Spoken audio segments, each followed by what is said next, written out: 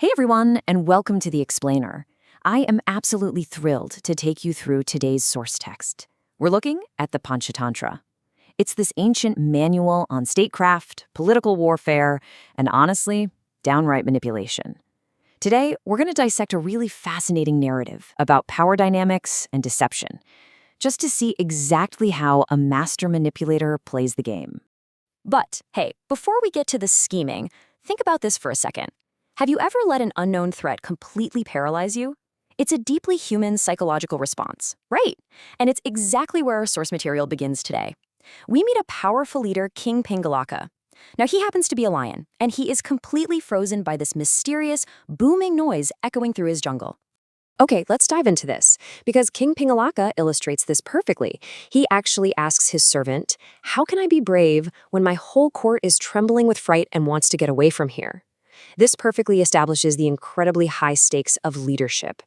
Fear is highly contagious. When a leader gets spooked by the unknown, well, that panic trickles down and it threatens to completely destabilize the entire system.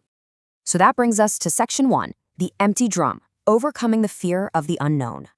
To cure the king's paralysis, his cunning servant, Damanaka, steps in with a classic rhetorical tool. He uses a fable. He tells the king this story about Gomaya, a jackal who's out scavenging on an old battlefield. Suddenly, Gomaya hears this terrifying, thundering sound in the wind. He's convinced he's a goner, but instead of just running away, he bravely creeps forward to investigate. And what does he find? The source of this massive, scary sound is literally just a harmless drum left behind by an army, and there are some creepers blowing against it in the wind. That's it. Let's look at the psychological journey Damanaka is mapping out here. It's like a step-by-step guide. First, intense hunger drives the jackal. Second, paralyzing fear hits him when he hears that noise. But the absolutely crucial pivot is step 3, courageous investigation. Because he actually looks closer, he reaches step 4, the reward of food found safely nearby. The moral Damanaka is pushing to his king is crystal clear here. You have to investigate the unknown before you let panic dictate your actions. It's actually a great reminder for us today, too. Whether it's, a sudden shift in the market or a weird, vague email from your boss, we have to bravely investigate the facts before we hit the panic button. Moving on to Section 2, a paranoid king's regret, the isolation of leadership. So King Pingalaka actually takes the advice. He authorizes Damanaka to go out and find out what's making the noise. But almost the exact second he leaves, Pingalaka sinks into a deep reverie. Paranoia completely takes over. He remembers that he had actually previously deprived Damanaka of his position, so he's sitting there thinking, oh man, I have made a mistake in confiding my intentions to him. He is suddenly terrified that Damanaka is just going to join hands with his enemies to exact revenge and basically lead them straight back to kill the king. And here, we're suddenly hit with a harsh, almost Machiavellian maxim. The text contrasts a strong man who puts his faith in others against a weakling who is always wary. The source text bluntly states that the strong, trusting man might actually pay with his life, while the wary weakling escapes death, even at the hands of the strongest men. It's a super cynical view of power, for sure, but it really shows just how isolated and mistrustful a ruler feels they must be just to survive. All right, Section 3, the art of the middleman, creating information asymmetry. Meanwhile, out in the jungle, Damanaka discovers the truth. That terrifying noise, it's literally just a bullock named Sanjivaka. But instead of going back and reporting the truth, Damanaka has this chilling realization. He thinks, as a man in good health requires no doctor, so a king free from troubles pays no attention to his minister. So the crucial point is, he realizes that if he just solves the king's problem instantly, he goes right back to being useless. To remain valuable, to secure his own power, he decides he has to actively manufacture a crisis. So Damanaka sets up this brilliant, totally two-faced deception.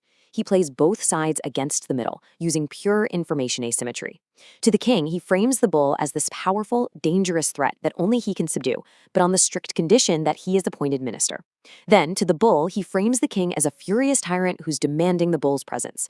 He is completely controlling the flow of information to make himself utterly indispensable to both of them. It's wild.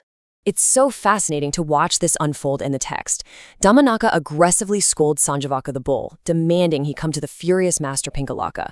By creating this imaginary threat out of thin air, Damanaka forces Sanjivaka right into his trap. The terrified bull literally says, "Get me a guarantee that my life will be safe." Think about that. Damanaka has successfully created a massive problem just so he can be the exclusive provider of the solution. It's essentially an ancient blueprint for modern political spin. Which brings us to Section 4, the Divine Deception, a masterclass in lying.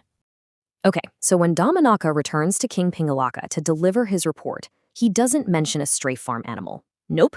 Instead, he concocts this incredibly elaborate, frankly, sacrilegious lie. Let's break down the sheer sociopathic genius of his logic here. First, he claims the bull, Sanjivaka, isn't just an animal. He says he's a special mount of Lord Shiva. Second, he has to explain why a grass eater is wandering fearlessly in a predator's jungle, right? So he claims Lord Shiva said the jungle actually belongs to the goddess Durga, which happens to be the king's own specific deity. Finally, he tells the king he has graciously brokered a truce, allowing the bull to stay as a guest. He has literally weaponized theology to explain away a lost farm animal. And this brilliantly illustrates the sheer effectiveness of knowing your audience's deepest beliefs. The king exclaims, "Now I know the truth." Pingalaka is completely taken in. Damanaka leverages the king's own religious reverence, completely turning his prior fear of an unknown noise into reverent awe. And this results in his complete, unquestioning submission to Damanaka's narrative. It really highlights exactly how easy it is to fall for manipulation when the lie leans directly into our deeply held values. I really want to pause on this next quote because it gives us a rare, unfiltered glimpse into Damanaka's internal monologue. He says, "My master is very gracious towards me and is behaving exactly as I hoped. I think I must be the luckiest being alive." Guys, this is the unrestrained glee of a master manipulator. He knows he has entirely won the political game. He created a crisis, sold the cure, and secured his high rank, all through the power of fiction. Let's wrap it up with Section 5. Securing the power dynamic, the final warning. In our final act here, the newly minted minister Damanaka returns to Sanjivaka the bull with the king's guarantee of safety.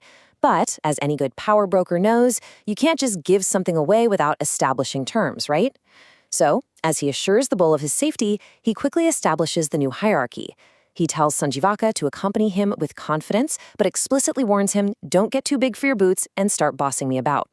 Damanaka is making absolutely sure that even though the bull is physically larger and securely guaranteed by the king, he still owes his very life to the minister. He must show proper deference. Let's move to this next quote and see how this builds perfectly into the text's overarching structure. Damanaka issues a final threat, but he disguises it as folksy wisdom. He says, "A man who, out of pride, does not properly handle the high, the middle, and the low shall be ruined, as Dantila was ruined." Just like he did with the king and the empty drum at the beginning, Damanaka is instantly setting up the next manipulative, nested story. Why? To keep his subject exactly where he wants them, listening to him. Which leads us to the final words of our source text today. The bull, securely caught in Damanaka's web of stories and manipulation, asks the only question he really can. How was that? Sanjivaka is hooked, just exactly as Damanaka intended. And honestly, aren't we all? It totally leaves you wondering, just what does happen to a prideful man who forgets his place? Well, we'll have to explore the ruin of Dantila next time. Thanks for diving into this incredible text with me. Keep questioning everything, and I'll catch you on the next explainer.